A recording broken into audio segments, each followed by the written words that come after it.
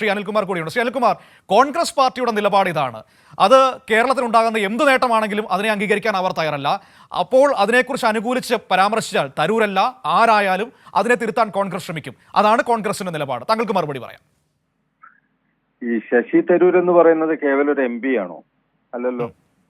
അദ്ദേഹം തിരുവനന്തപുരത്ത് MP ആണ് എന്നുള്ളത് ശരിയാണെങ്കിലും അത് കോൺഗ്രസിന്റെ പരമോന്നത സഭയായ വർക്കിംഗ് കമ്മിറ്റിയിൽ അംഗമാണ് ശശി തരൂര്. അപ്പൊ പാർട്ടിയുടെ ഔദ്യോഗിക നേതൃത്വം എന്ന് പറഞ്ഞാൽ വർക്കിംഗ് കമ്മിറ്റി മെമ്പർ എന്ന് പറഞ്ഞാൽ കേരളത്തിൽ ഇന്നിപ്പോ അതിന് ഈക്വലന്റ് ആയിട്ട് വേറൊരാളില്ല, KC വേണുഗോപാൽ അല്ലാത്ത. അത്രയും പരമോന്നതമായ സ്ഥാനത്തിരിക്കുന്ന ഒരാളാണ് പറഞ്ഞിരിക്കുന്നത്. പാർട്ടിക്ക് എന്തുകൊണ്ട് തിരുത്താൻ സാധിക്കുന്നില്ല? പാർട്ടി അഭിപ്രായം പറയരുതെന്ന് പറയണ്ടേ? വഴി പോകുന്ന ഏതെങ്കിലും ഒരുത്തം വിളിച്ചു പറഞ്ഞതല്ല. കോൺഗ്രസിന്റെ പ്രവർത്തക സമിതി അംഗമാണ് പറഞ്ഞിരിക്കുന്നത്. പ്രവർത്തക സമിതി അംഗം പറയുന്നത് ശരിയല്ല എന്ന് പറയാനുള്ള റൈറ്റ് ഈ പറയുന്ന ശ്രീകുമാറിനുണ്ടോ? ഒരു സാധാരണ പാർട്ടി പ്രവർത്തകരുണ്ടോ? അത് പാർട്ടി പ്രവർത്തക സമിതി വിളിച്ച് തിരുത്തണത്. പ്രവർത്തക സമിതി കൂടിയോ? ശശി തരൂരിനോട് അന്വേഷിച്ചോ? ഇതിന്റെ മുകളിൽ അഭിപ്രായം പറയണേ കോൺഗ്രസ് പ്രസിഡന്റ് പറയണം. ശശി തരൂർ പറഞ്ഞത് ശരിയല്ല എന്ന് പാർട്ടിയുടെ ഔദ്യോഗിക അഭിപ്രായമാണെങ്കിൽ കോൺഗ്രസ് പ്രസിഡന്റ് പറയണം, മല്ലികാർജുൻ ഖാർഗെ പറയണം. അല്ലാതെ ആരെങ്കിലും പറഞ്ഞത് അംഗീകരിക്കാൻ പറ്റുമോ? വഴിയെ പോകുന്ന ഒരാള് എന്തെങ്കിലും പറഞ്ഞതാണെങ്കിൽ തിരക്കേടില്ല.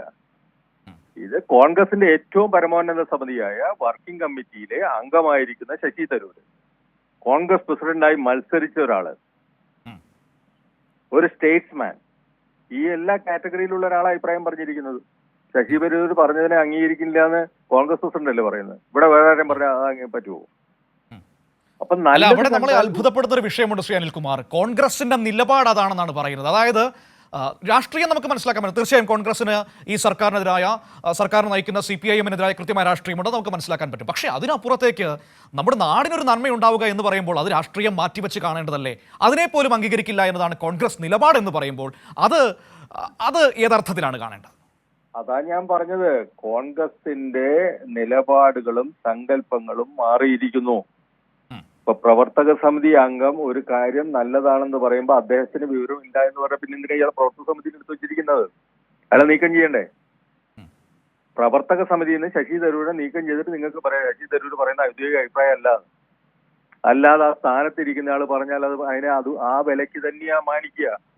അപ്പൊ കോൺഗ്രസിന്റെ പരമോന്നത സമിതിയിലുള്ള ഒരാള് ഇത്തരത്തിലുള്ള ഒരു അഭിപ്രായം പറയുമ്പോൾ, സത്യസന്ധമായ ഒരു അഭിപ്രായം പറയുമ്പോൾ അതിനെ പുകഴ്ത്തും ദേശാഭിമാനി. അതിനിപ്പോ എത്ര വലിയ തെറ്റ്? നുണയല്ലല്ലോ പറഞ്ഞത്, സത്യമല്ലേ പറഞ്ഞത്. പിന്നെ സർക്കാർ കൊടുക്കുന്ന കണക്കനുസരിച്ചാണ് ഇതെല്ലാം കണക്ക് കൂട്ടുന്നത്. താങ്കൾ അതിനിപ്പോ സൂചിപ്പിച്ചല്ലോ. അപ്പൊ ഇതിനകത്തുള്ള ഒറ്റ പ്രശ്നമുള്ളൂ, ഞാൻ നേരത്തെ പറഞ്ഞ കൊതിക്കറവാണ് ഇതിന്റെ ബേസിക് ആയിട്ടുള്ള റീസൺ. തങ്ങൾക്ക് ചെയ്യാൻ സാധിക്കാതിരുന്നത് മറ്റുള്ളവർ ചെയ്യുമ്പോൾ. ഇപ്പൊ UDF ഗവൺമെന്റ് കാലത്ത് പൂട്ടിപ്പോയതല്ലേ നാഷണൽ ഹൈവേ അതോറിറ്റിയുടെ ആഫീസ് അടക്കം കേരളത്തിൽ നിന്ന്. അവരെ തിരിച്ചു കൊണ്ടുവന്ന് ഹൈവേ എന്ന് പറയുന്ന യാഥാർത്ഥ്യമാക്കിയ ഗവൺമെന്റ് അല്ലേ ഈ ഗവൺമെന്റ്. വികസന കാര്യത്തിൽ ഈ ഗവൺമെന്റിനോട് കിടപിടിക്കാൻ കഴിഞ്ഞ കാലഘട്ടങ്ങളിൽ ഏതെങ്കിലും ഒരു ഗവൺമെന്റ് സാധിച്ചിട്ടുണ്ടോ? ഗെയിൽ പദ്ധതി ഉമ്മൻചാണ്ടി ഇട്ടേച്ചു പോയതല്ലേ, നടക്കില്ല എന്ന് പറഞ്ഞിട്ട്. എന്തായിരുന്നു ഇവിടെ സമരങ്ങൾ നടന്നത്? ആ പദ്ധതി നടപ്പിലാക്കിയ ഗവൺമെന്റ് അല്ലേ ഇത്. അപ്പൊ വികസനം കൊണ്ടുവരണം എന്ന് വിചാരിച്ചാൽ നിശ്ചയദാർഢ്യമുള്ള ഒരു ഗവൺമെന്റ് ആണ് ആ വികസനം കൊണ്ടുവന്നിരിക്കും എന്നുള്ളതിന്റെ ഉത്തമ എന്താ പറയാ ദൃഷ്ടാന്തം ഈ ഇതിൽ കാണുകയല്ലേ. അതിനെ കണ്ടില്ല എന്ന് നടിച്ച് എന്താ പറയാ സമൂഹത്തിന് മുമ്പിൽ മോശക്കാരാകുമ്പോൾ കോൺഗ്രസ്സുകാർ തന്നെയാ വഷളാവുന്നതെന്ന് മനസ്സിലാക്കുന്നില്ല. ആവശ്യമില്ലാത്ത വിവാദങ്ങളിലേക്ക് കൊണ്ടുവന്ന് ഞങ്ങൾ വികസന വിരോധികളാണ്, ഞങ്ങൾ ഈ ഗവൺമെന്റിന്റെ നല്ല കാര്യങ്ങളൊക്കെ എല്ലാം എതിരാണ്, ഈ നാടിന് വികസനം വേണ്ട എന്നുള്ളതല്ലേ ഇപ്പൊ സതീശനൊക്കെ പറഞ്ഞുകൊണ്ടിരിക്കുന്നത്. അതല്ലേ ഇപ്പൊ ശശി തരൂരിനെ എതിർക്കുന്നതിലൂടെ കോൺഗ്രസ് കേരളത്തിലെ ജനങ്ങൾക്ക് മുമ്പിൽ നൽകുന്ന സന്ദേശം. ഈ നാടിന്റെ പുരോഗതി, ഈ നാടിന് നന്മയുണ്ടായിട്ടുണ്ട് എന്ന് മറ്റുള്ള ആളുകൾ അംഗീകരിക്കുന്നതിന് ഞങ്ങൾ അംഗീകരിക്കുന്നില്ല എന്ന് പറയുമ്പോൾ ഈ നാട് മോശമാണെന്നല്ലേ ഇതിന്റെ അർത്ഥം. അപ്പൊ നിങ്ങൾ കേരളീയരാണോ? കേരളത്തിന്റെ വികസനത്തിന് എതിരാളികളല്ലേ? കേരളത്തിന്റെ ശത്രുപക്ഷത്തല്ലേ നിങ്ങളുടെ സ്ഥാനം? കോൺഗ്രസിന്റേത് മുഴുവൻ പറയാൻ പറ്റില്ല, കാരണം ശശി തരൂരിനെ പോലുള്ള അറിവും ബോധവും വിദ്യാഭ്യാസവും ഉള്ള ആളുകൾ ഇപ്പുറത്ത് നിൽക്കുന്നുണ്ട്.